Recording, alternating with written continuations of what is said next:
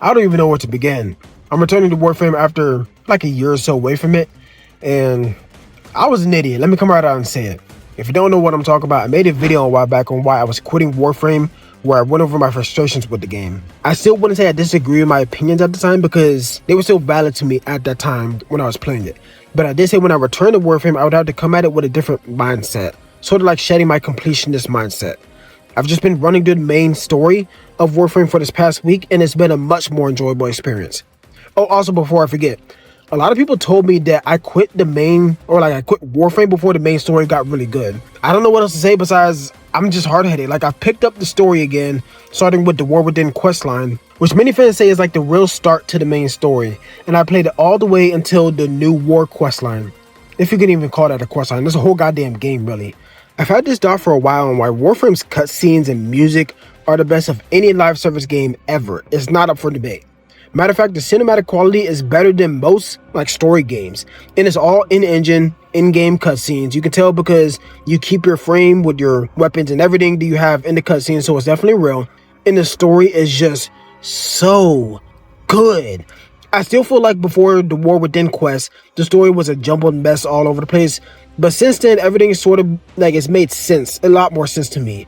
Of course, there's still certain things I don't entirely understand, like the origin of the Orkin or the Sentinels, or who Lotus actually is. Like, is she Natah? Is she Margulis? Is she all three of them converging into one timeline? But how does that mix in with the current timeline? You know, it's like, I'm sure it would all be revealed in time since I still have a lot of story to go, but at least now it makes a lot more sense. And I figured what I should do for now is go over my interpretation of the story from the War Within quest to the new War quest. And any Warframe veterans or lore masters of Warframe can tell me how accurate I am. I'd much rather do it in this format than asking the community in the game, which, by the way, is still the best community of any game. Always super helpful, always guiding and helping others. But I just think that verbally explaining my thoughts on the story is more, I guess, effective, if that makes sense.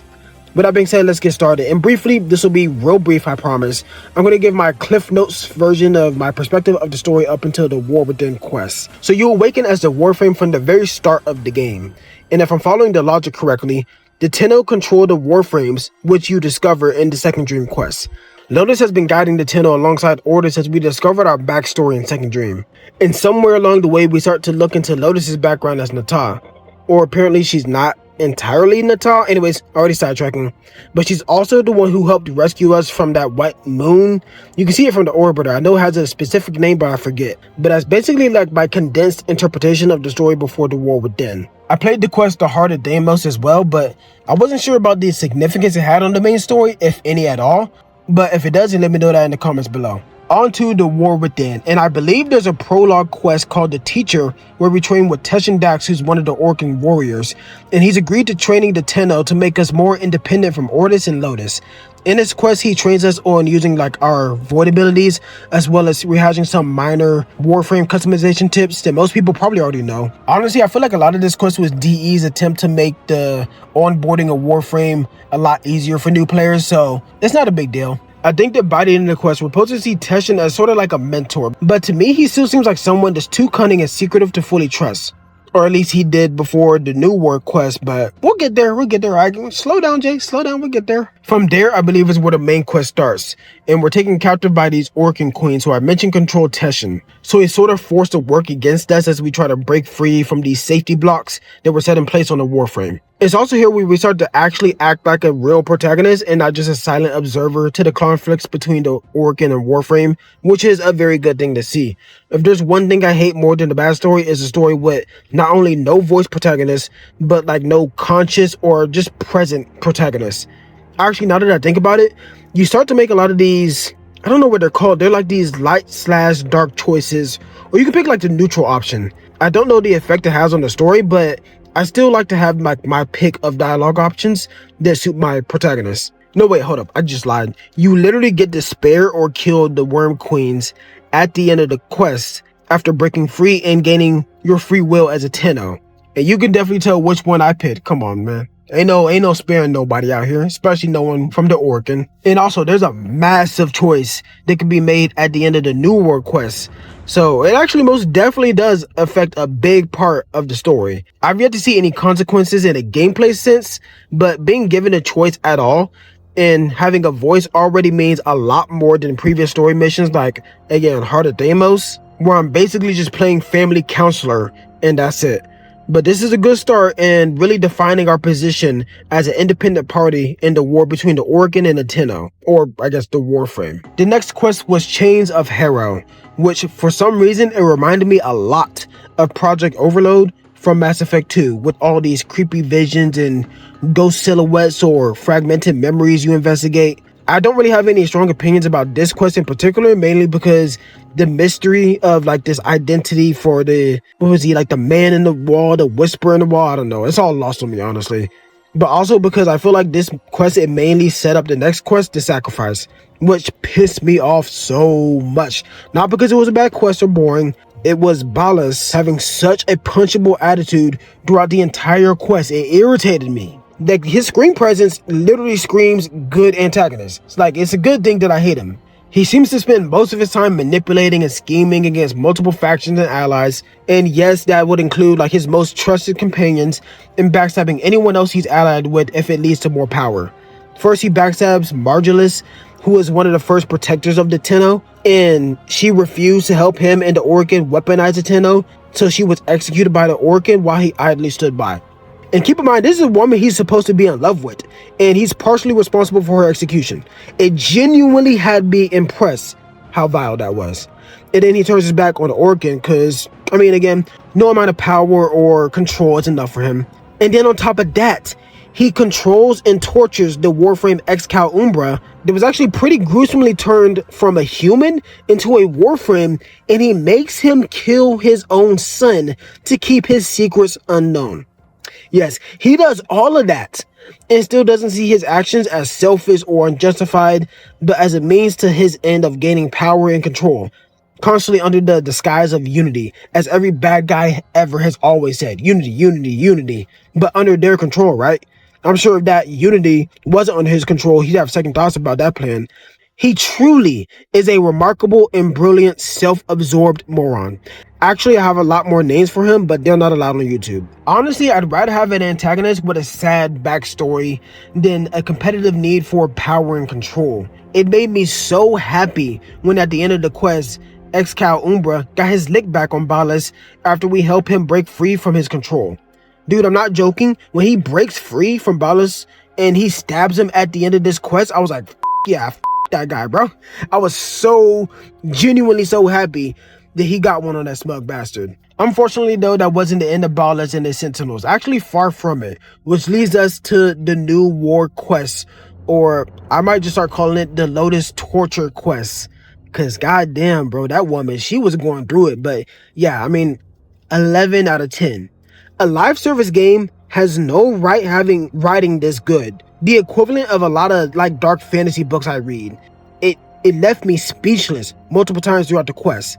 Before I talk about the story though, I want to say I really appreciate I think they have like a quad protagonist setup, which is a really good choice. Playing as all sides in the war, even if it was for just a short period of time, gave me a lot of perspective on how each faction operates. That Grineer you play as was very extremist, very brutal, which, I mean, it's very true to form for them, obviously. The Corpus you play as being less physically capable than the Grineer, and compensating for it by their advancements in technology and group coordination. Then lastly, you play as Teshin and your operator / the Drifter. I'm counting them as the same character, by the way, because they kind of are, the Drifter and the operator. But that was probably some of the most fun gameplay from these two like character segments I've experienced so far. Really, this entire quest is the best gameplay experience I've had in Warframe, full stop. There's like, what, like 5, 6, like 7 different combat styles, I guess, in this quest alone, if you include all the variations from your operator. And again, each like faction that you play is honestly, it's mind-blowing. And I'm gonna be real with you right now. It was bittersweet when I completed this quest because I want to play this quest again. But I know I can't because I made a permanent decision at the end of the quest. So I probably won't be able to replay it. But man, it has, like, the gameplay is just so good. It's so fun. And the story as well, which we'll also get into. So Ballas has now successfully manipulated Lotus's brother Era into recapturing her for his cause. With the help of Teshin, we make our way to rescue Lotus, and this part of the story is where it goes from like an 8 out of 10 to like a 10 out of 10, because it gets so epic, and you have these like large scale fights on the railjack, and as you make your way to her, and you're really just like, man, I can't believe we're really about to do this, right? But in the end, it's like typical dark fantasy fashion. Era helps Ballas, and he gains control over her, and he quickly dismantles Teshin and the operator. And it was like one of those moments like in dark fantasies where it's like there's genuinely nothing the protagonist can do about it in this situation. Nothing. Oh my god, it had me like in chills. I don't know what happens to Teshin after this. Maybe he's just dead, but I kind of doubt he's just dead, but I just don't know yet. This is where the timeline gets a little confusing for me, so you're gonna have to help me a little bit.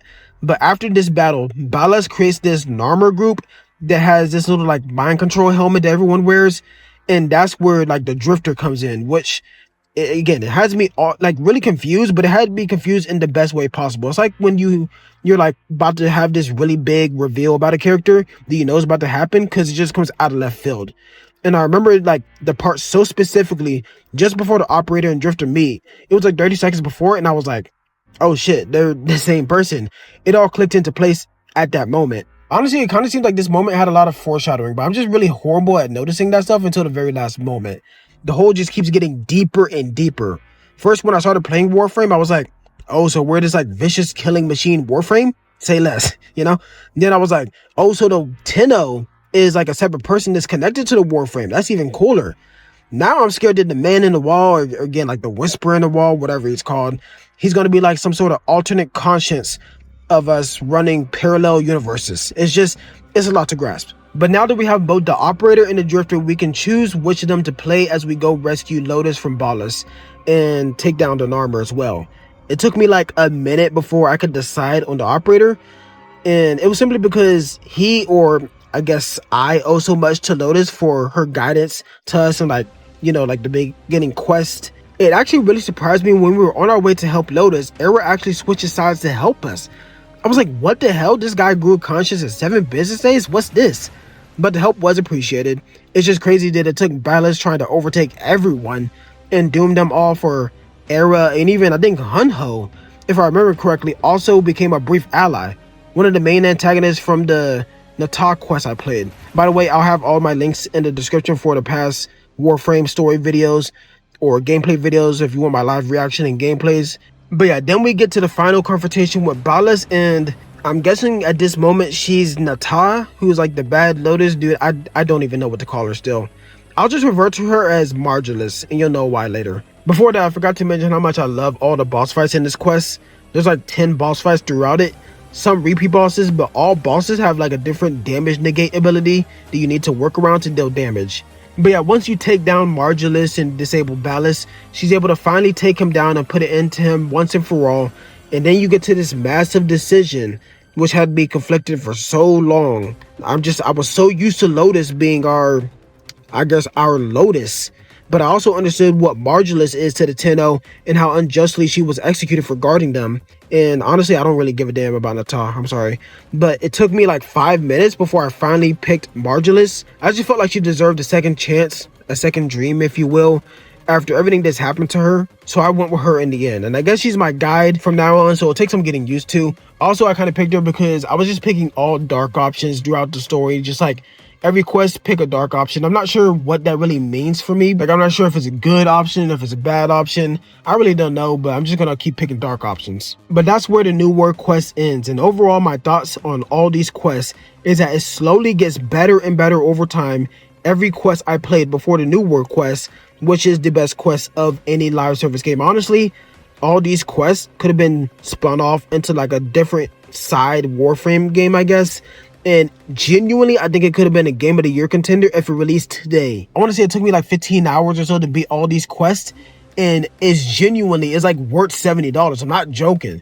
These quests right here are worth way more than some games I bought in the past like 2 years. Other than that, how'd I do? Was I at least somewhat close to what happens, or like the timeline it happens in? We'll clarify any like misconceptions or weird wording I used in the comments, and I'll pin it if I need to, so that I don't accidentally spread misinformation. But there's not too much else to say because I kind of want to do a full, I guess, I was wrong about Warframe Part 2 video later. Again, I don't think that my earlier criticisms were wrong necessarily, but I think that I went about playing the game just straight up wrong. Like, I'm usually in the camp of there's no wrong way to play a game, play it how you want to play it. Nah, that didn't work for me in Warframe. I had to play it much more like taking one task at a time instead of juggling 4 or 5 different tasks. You know what? Now I'm starting to ramble. Let me save this for my next video. If you have any thoughts on this story video or any of my last story videos, then let me know your thoughts in the comments down below.